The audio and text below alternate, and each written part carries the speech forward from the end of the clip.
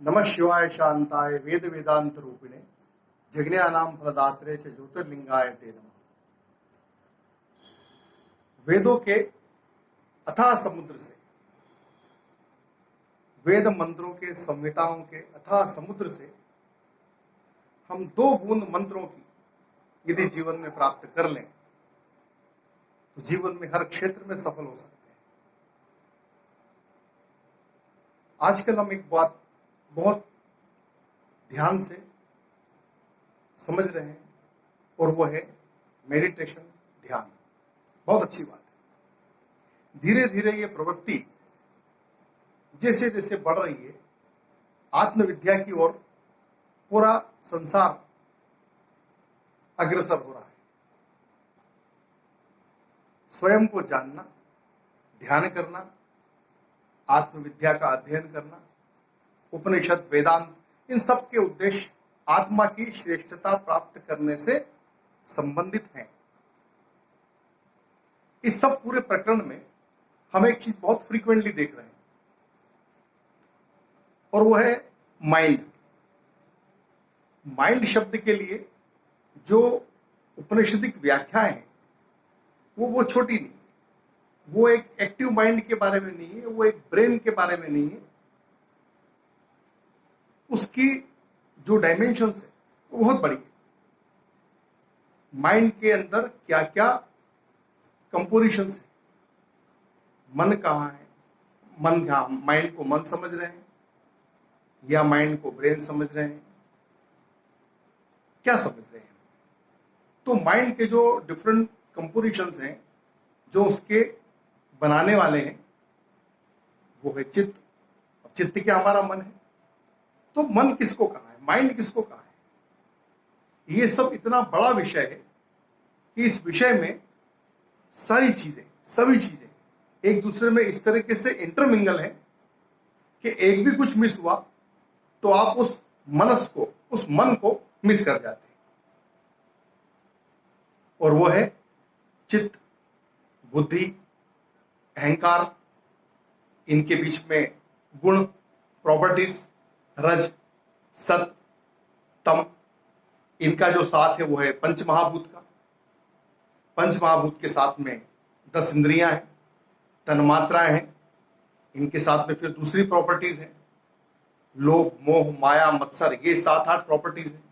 इसके साथ फिर कार्मिक ध्यान है, जो है व्रत, जप, नियम, तप, स्वाध्याय, कर्तु, दया, दम, दान।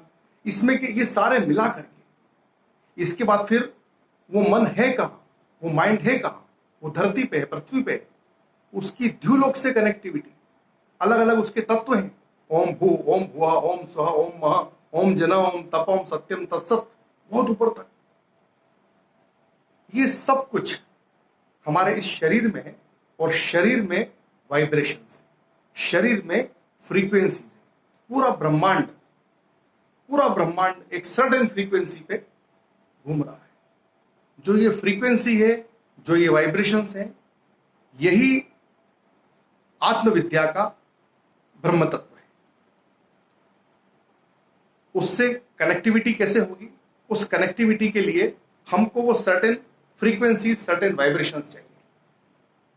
जैसे होता है, हम समझते हैं 98.8, 93.4 द हर्ट्ज। इस हर्ट्ज पे आप सुनेंगे तो स्टेशन ट्यून हो जाता है। उस पर्टिकुलर ट्यून पे, उस पर्टिकुलर हर्ट्ज पे वो रेडियो स्टेशन ट्यून है, तभी वो कनेक्टिविटी होती है और वहां का संगीत या वहां की वाक, वहां का वचन सुनाई देता है। इसी प्रकार से इस सचराचर जगत की, पूरी सृष्टि की, जीव, प्रकृति और ईश्वर, ये सब अपनी अपनी एक सर्टेन फ्रीक्वेंसी पे वाइब्रेट हो रहे हैं। अब इसको हमारे उपनिषदों में, आत्मविद्या और वेदांत दर्शन में किस प्रकार से मनस यानी एक्टिव माइंड को सरल करके, अभी हम बात करेंगे 5 कर्मेंद्रियों की, ज्ञानेंद्रियों की, तन्मात्राओं की, 15 ये बातें होंगी।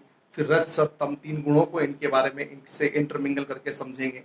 फिर 5 महाभूत में आकाश तत्व की श्वसन कैसे होगी, भूमि तत्व की श्वसन कैसे होगी, इस सब को बहुत छोटे छोटे लेवल पे हम समझेंगे।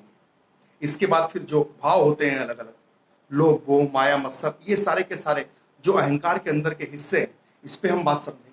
साथ में जो ध्यानस्थ अवस्था में रहने के बाद भी और ध्यान की अवस्था में नहीं रहने के बाद भी उ म तीनों स्थिति में, चाहे वो जागृत हो चाहे वो स्वप्नावस्था हो, किसी प्रकार की अवस्था में वो व्रत जप नियम तप स्वाध्याय क्रतु दया, इन सब के अंदर हमारा ध्यान हमारा भाव कैसा रहता है, हम इस पर बात करेंगे।